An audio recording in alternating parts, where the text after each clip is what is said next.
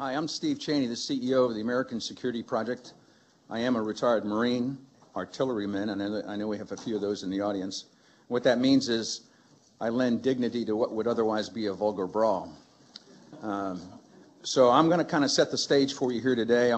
You're welcome to ASP's forum on risk pathways to city resilience. The underpinning of today's conference is Lloyd's City Risk Index. It's the first ever analysis of the economic output at risk in over 300 cities from 18 man-made and natural threats over a 10-year period. It's a masterful work. I encourage you to read it. I've spent many hours on it. It's great fun to page it up and go over the map and look at your city and find out what the risks are, and they've done quite a job, so I encourage you to go on it.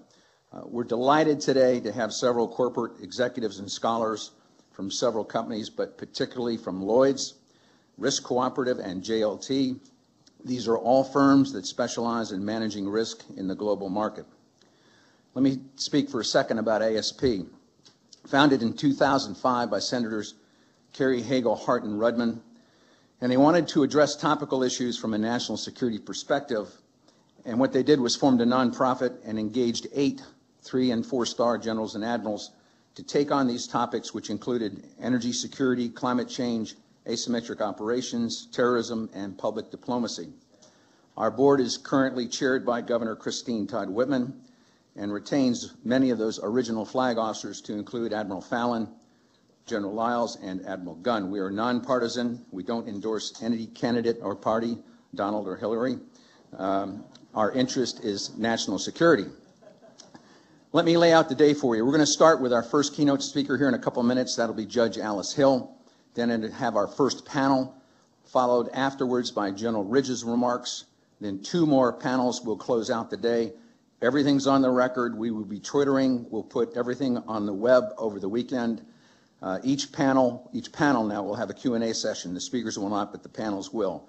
I'm delighted you're here. I thank Arnold and Porter for their superb hosting. This is an incredible building, an incredible venue for us. Now I'd like to introduce Dante Disparti. He's the CEO and founder of Risk Cooperative, also the chairman of the American Security Project's Business Council. Dante, the floor is yours. Yeah.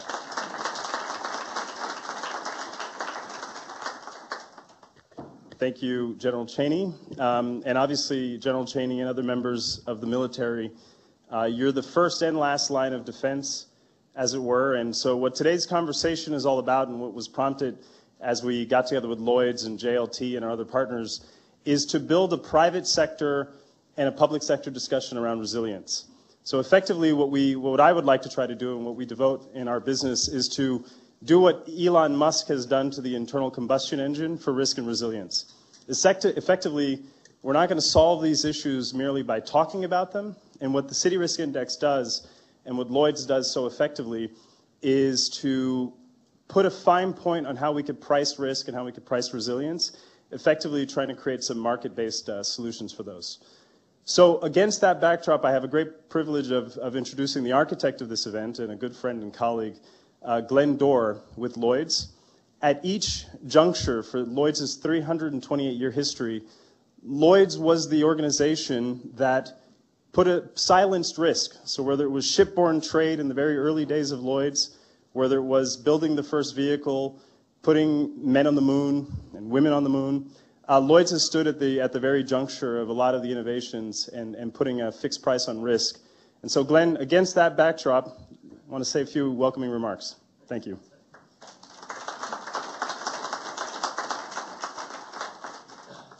I've learned working with Dante, he's just an exceptional guy, just saying things without writing things down. Where I have to write things down. Thank you, Dante, and good morning, everybody. I've got a few remarks here that I'd like to share with you. I'm delighted and welcoming you here today, today's event hosted by Lloyd's and the American Security Project. I'd like to thank American Security Project, JLT, and Risk Cooperative for working with Lloyd's today on this event. I'd also like to thank Arnold and Porter for hosting us at their offices today. This is a fantastic venue, and we couldn't ask for anything better. Before we begin with today's series of interesting discussions, I just wanted to say a few words about Lloyd's and the Lloyd's City Risk Index. As many of you know, and General Cheney and Dante just touched on this, Lloyd's is the world's only specialist insurance and reinsurance marketplace out there. Lloyd's has been a major force in the U.S. insurance industry for well over 100 years. And throughout our long relationship, Lloyd's has continuously provided American businesses with solutions for their risk management needs. Almost 40% of Lloyd's global premium is written here in the United States. So with that, today we'll discuss how the world's economic output is becoming increasingly dominated by the cities like Washington, D.C. The top 301 cities that are outlined in the Lloyd's City Risk Index across the globe provide 50% of global GDP. And by 2025, these cities will account for 2/3 of global GDP. This creates challenges for insurers like Lloyd's, but also the businesses and the policymakers in those cities. Today is an opportunity for us to discuss how we can work together to protect our cities, which are the ultimate engines of economic growth, from a range of potential risks, including cyber, severe weather, and human pandemic. The starting point for this conversation and the genesis of today's event is the Lloyd's City Risk Index. It was groundbreaking in its design. This research carried out in partnership with Cambridge University's Center for Risk Studies, who are here today, that looks at the potential economic impact of 18 threats across the 301 cities I mentioned. The study shows that the potential losses for man-made and natural threats for these 35 cities in North America over the next decade total well over $600 billion. So this is not a small sum of money.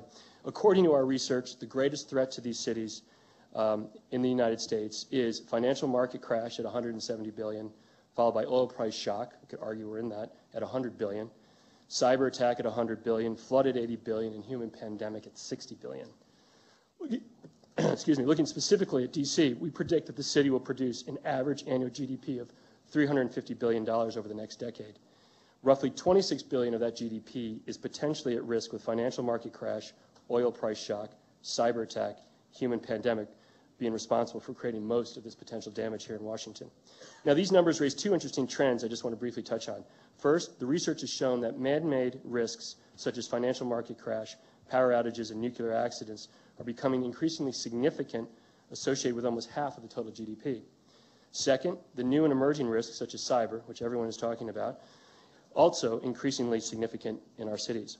Together, these account for more than 1/3 of the total GDP at risk, with just 4, cyber attack, human pandemic, plant epidemic, and solar storm, representing 1/5 of the total GDP. So finally, the City Risk Index is designed to stimulate a conversation between business, government, and insurers on our collective responsibility to ensure that appropriate steps are taken to promote awareness of risk, facilitate post-event recovery, build resilience, and talk about how we all begin to pay for it, because that's the big question. We have to work all these things out. We have to support each other in doing so to protect our collective interest in those citizens of our ever-growing cities across the United States. And so I look forward to having this discussion with this group this afternoon now. Thank you.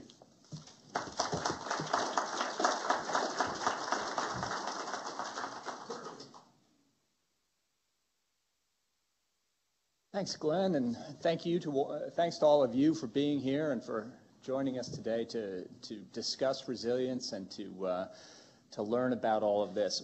I am Andrew Holland, Director of Studies and Senior Fellow for Energy and Climate at the American Security Project here. Thank you all for being here. I want to also especially thank Mayor Sharon Pratt of D.C. here for joining us. So thank you for. Sometimes, so thank you. So thanks for being here, and we're pleased to have that direct engagement with you, and we'll hear from Tommy Wells in the current administration right now. But it's up to me to introduce our first speaker. I'm pleased to have Judge Alice Hill, Special Assistant to the President and Senior Director for Resilience Policy at the National Security Council, here with us today. I've been working at the intersection of energy, climate change, and national security since about 2006 or 7. And it's been really important for me personally and for all of us working in this area in the community to have a spokesperson like Judge Hill talking about these issues and especially working on these within the National Security Council, because resilience is a national security issue. This is not something that can be put into just, some backwater or something. This is a central part of national security, and you'll hear me talk about this more on the first panel. So I won't get too far into this, but I think we can all agree, if you go read Lloyd's City Risk Index, you'll see that this tells us all the stakes at risk here. The numbers that Glenn talked about are huge. That makes it a national security issue. And when we think about these risks, we start getting into cascading risks and serious national security issues. So anyway, I'll go on at length about this in a little bit, but it's my job right now to mostly get off the stage. Judge Hill, as I said, is currently on the White House National Security staff since September 2013. Previous to that, she served as senior counselor to the Secretary of Department of Homeland Security, Secretary Janet Napolitano. And prior to that, she served as supervisory judge on both the Los Angeles Superior Court and the Los Angeles Municipal Court. She has been awarded the John Marshall Award, the highest award from the Department of Justice, in recognition of her outstanding legal achievement, and I could go on and on about her career, all of which is to say, thank you, Judge Hill, for being here, and we look forward to hearing your remarks.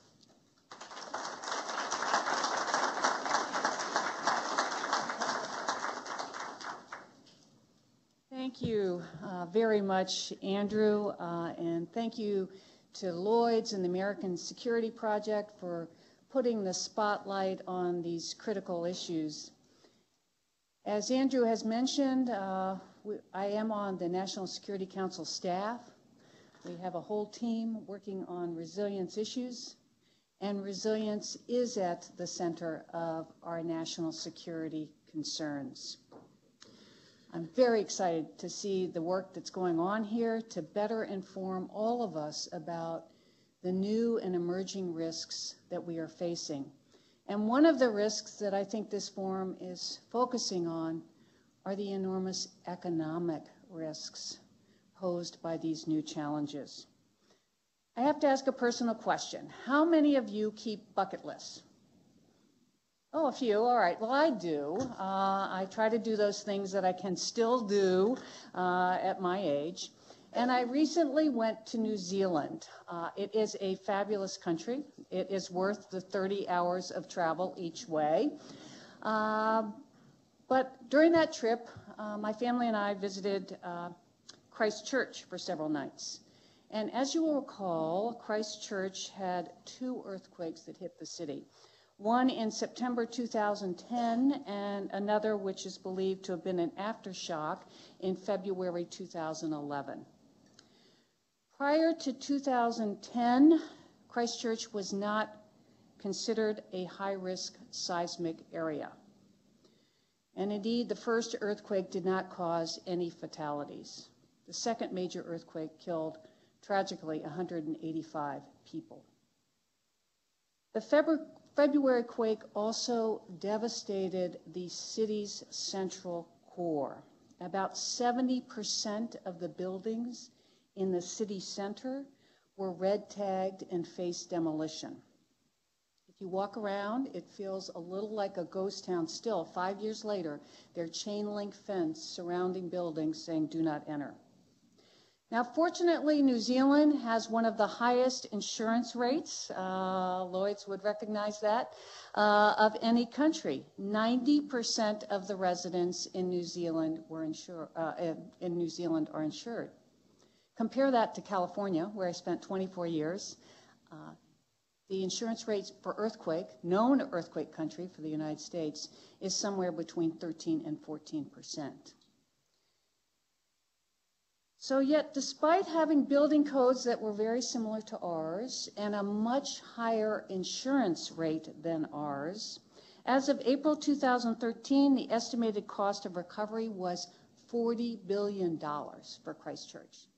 This is a city with fewer than 400,000 residents. New Zealand's Treasury Department estimated that the rebuild will cost the equivalent of about 10% of GDP. So walking around Christchurch was a reminder to me about the catastrophic losses to buildings and the economy, as well as the accompanying devastating changes to people's lives caused by natural hazards. But of course, these could be also caused by man-made hazards. Christchurch experience illustrates that in addition to the loss of life, catastrophic events pose enormous economic challenges for us. And as I said, it's not just the natural hazards that pose these risks. One study led by economist Adam Rose examined the economic impacts of a terrorist attack on the Los Angeles electric system. In the absence of resilient measures, the economic losses in a 2-week period would be $20 billion.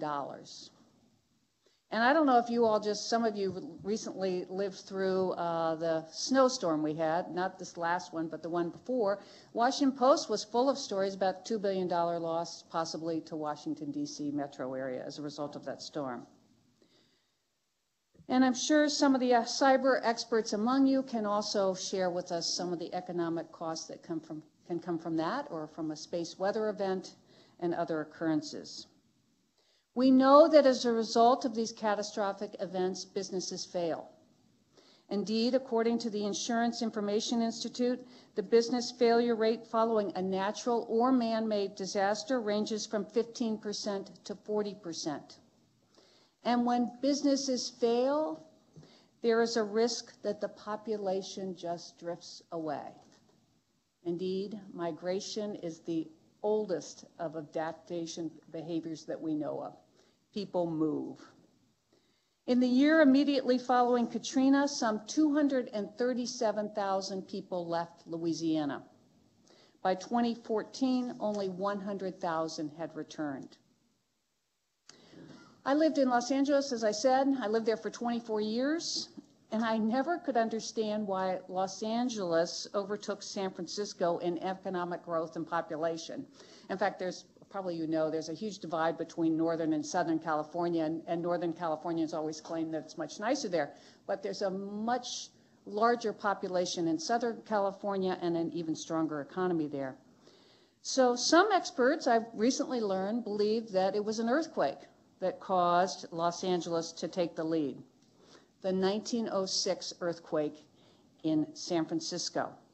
In 1905, San Francisco was the 6th largest city in the U.S. with a population of 400,000. After 1906, San Francisco dropped in population and suffered only limited economic growth. Within a few decades, Los Angeles had taken off, and the rest was history. The lesson here is that although disasters can cause significant fatalities, the relative risk to our economy can be very great indeed. We need to find ways to do better, to make our cities, our economic engines, more resilient so that people don't move away and so that businesses can continue to thrive. So we need to ask, how can we build better so that buildings and infrastructure, the very necessary underpinnings of our economy, are resilient in the face of disruptive events? If infrastructure, including buildings, can come back into service without a long delay, the recovery will be necessarily quicker, and we can expect that the regional economy returns to its expected level within a few years. To do that, we need to invest in strategies, including business continuity, planning, to help businesses that want to stay in business do so over the long term.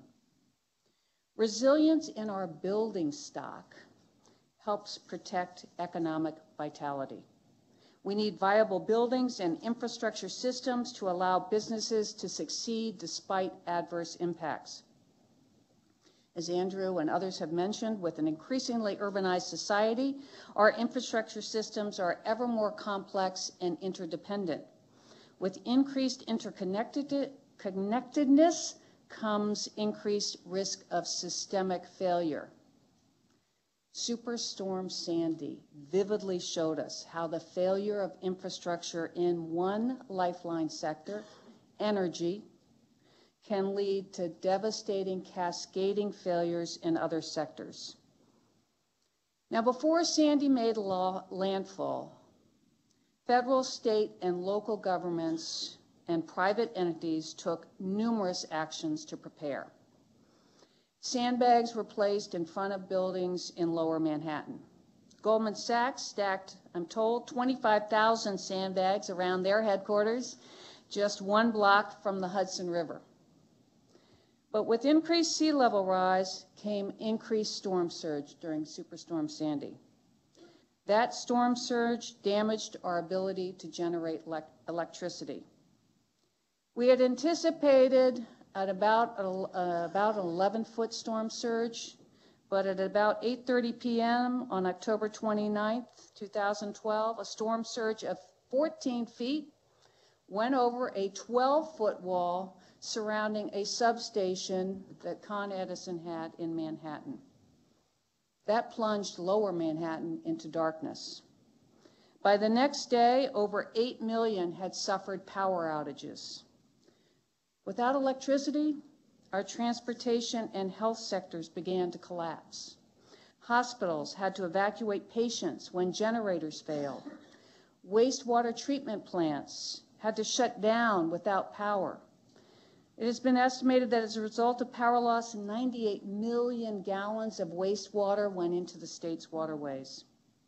Without power, gas stations couldn't pump fuel. Public transportation systems could not operate. And a week after the storm, more than 1 million people were still without power. Now, some buildings survived quite well the Superstorm Sandy. In fact, there's a wonderful picture of Goldman Sachs headquarters. It is lit up top to bottom, looks beautiful. But if you look at the bottom of the picture, there's floodwaters and cars floating in front of the building. So, when interviewed by Bloomberg TV, Goldman Sachs COO Gary Cohn said that the buildings had suffered just a little bit of flooding here and there, but outside of that, they were in very good shape and are ready to go. He then noted that the big issue was how to get people back into the building to work. The Transit Authority had suspended all of the public transportation, and we had fuel distribution problems. No one could get to work. Indeed, even though that building proved resilient, our infrastructure system meant it could not operate as intended. Most of our buildings and infrastructure were built to withstand historical norms. And as one of my friends in the federal government likes to remind me, some of our infrastructure dates from the Civil War. In fact, some of the piping right under this building may date from the Civil War. So I have to say, kudos to the civil engineers who put that together. That's pretty amazing. But the fact is, we have very old and aging infrastructure. And it was built to what was historically expected to occur. So it looked to the 100-year flood from the time of the Civil War years. As we see ever more frequently, those historical norms are not turning out to be good guides for the future. When infrastructure is tested by severe weather, we are learning that it suffers catastrophic failures because it's not built to withstand the kind of weather that we are beginning to experience. In the United States, we replace our infrastructure at a rate of 1% to 2% a year. At that replacement rate, aging infrastructure is going to continue to challenge us for many years to come. So the performance of what we have now is critically important for communities and for our economy. And to ensure solid performance, we need to understand how our major lifelines are interconnected so that we can ensure that they are resilient as they operate together. And when we do have the opportunity to replace or retrofit our existing buildings and infrastructure, we need to make sure that we get that right, those choices right, that we build resiliently. At a minimum, when we invest in replacement or retrofit, those structures should withstand the hazards we believe they will face over their projected lifespan, which could be 50, 100, or more than 150 years as we've seen. And that means you have to take into account the projected impacts of climate change.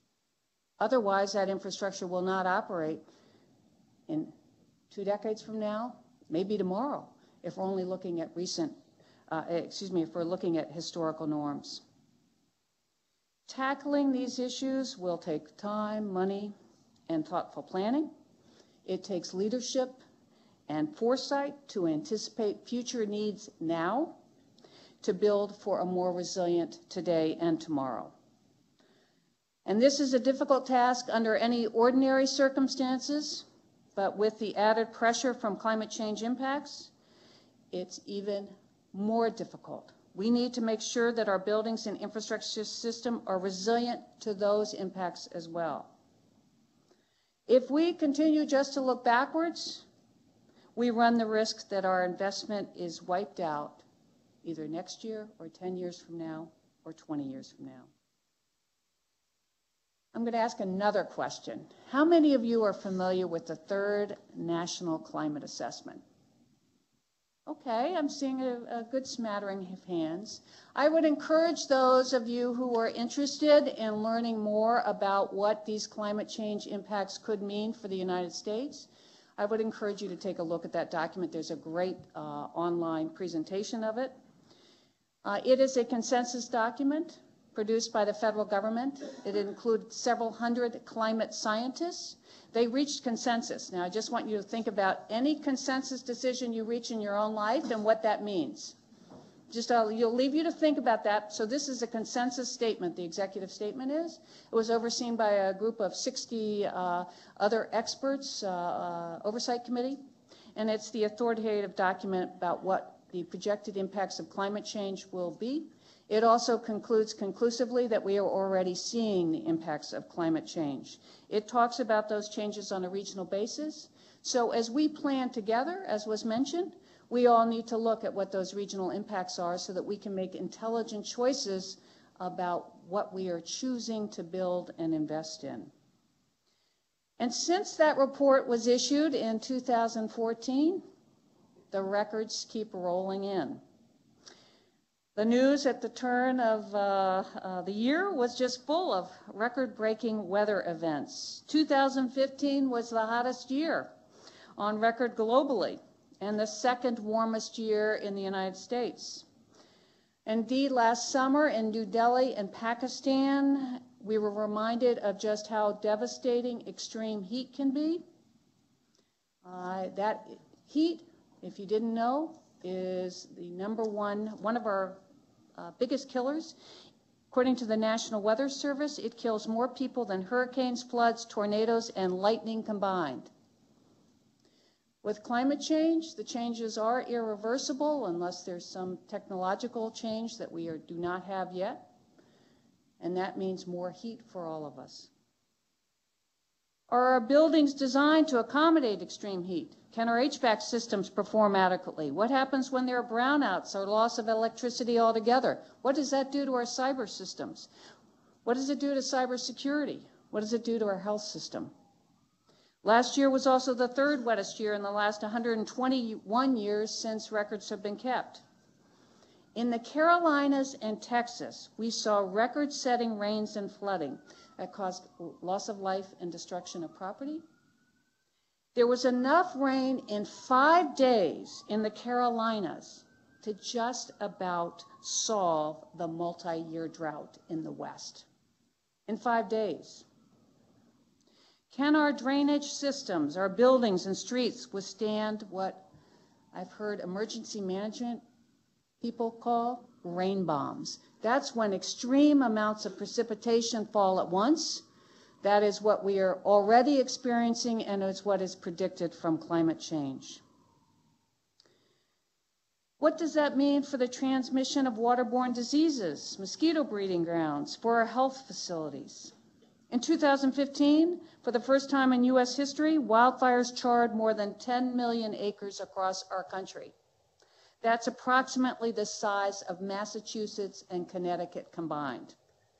So these record-setting events are carrying an urgent message, namely that when it comes to climate change impacts, we can't look behind us. We have to also look ahead of us and use that knowledge to make sure that we are making wise investments today. We cannot use historical data as the sole reasonable prediction of what will happen in the future. Mark Bove, a meteorologist at Munich Reinsurance America, was recently quoted as saying that as these hazards increase, we simply don't seem to be taking notice. In his words, we tend not to build buildings to withstand the storms that we already see, let alone how they might change in the future. So what is the pathway forward for more resilient cities? We need to design new buildings and infrastructure for the performance that we expect and require, and we need them to build them to withstand the hazards that we can reasonably expect over the life of the building.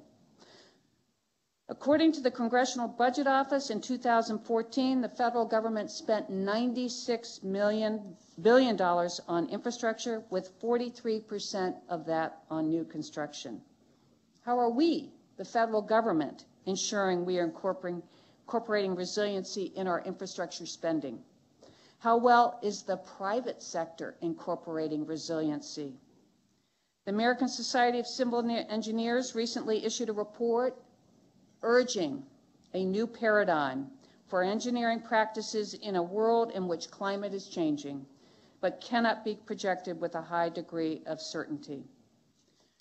The President is working on developing that new paradigm.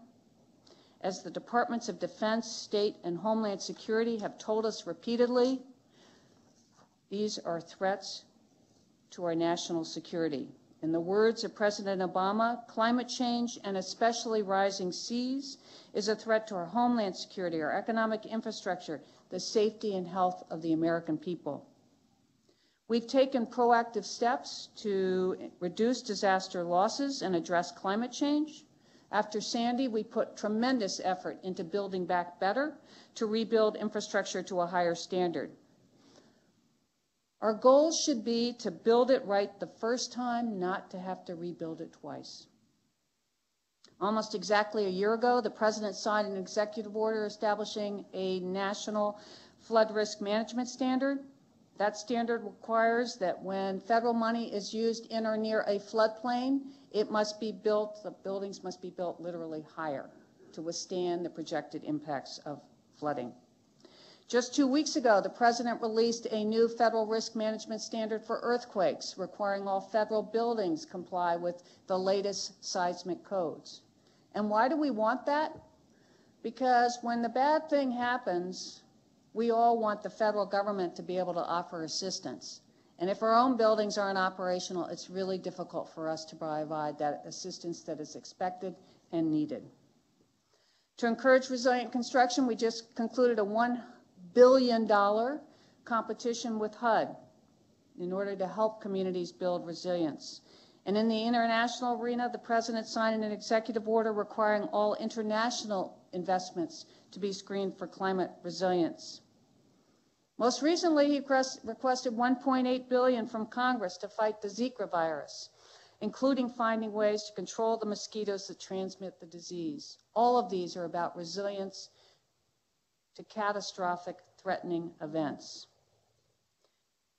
Despite these efforts, we will all face continuing challenges in achieving a resilient future.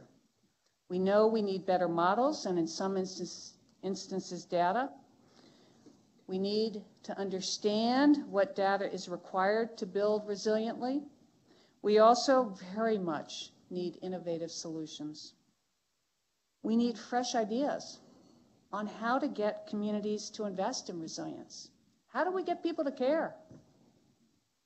How do we get more people to inform themselves about their own risks that their own communities are facing? We need better economic data. We need better analysis on the cost-benefit side. We need better downscaling modeling so we can tell people accurately what the risks are. We need to raise awareness with industry and other partners, including state and local governments, about the need to embrace resiliency, including climate change adaptation and cyber protection measures. We have the power to change the course of our history. What has guided our choices in the past, the 100-year flood, the 500-year flood, the maximum temperature tolerance, what we need to protect our cyber systems, those guideposts can no longer, in all instances, safely guide us. This fact is not widely appreciated. In short, we need to help communities become resilient to the impacts of climate change and other hazards so that lives are saved, that our economy remains vital, and that our communities are protected. And that's why this forum and the efforts that you are undertaking is so critical. We need more thoughtful discussion about the path forward, and we need to start embarking more systematically on solutions that will help make us resilient. As we embark on this important discussion, I am reminded of something that President Obama states frequently, namely, when it comes to climate change, there is such a thing as being too late. The time is upon us. We need to be serious, and it's very exciting to have all of you in this room to help find the solutions that will guide us going forward. So thank you very much.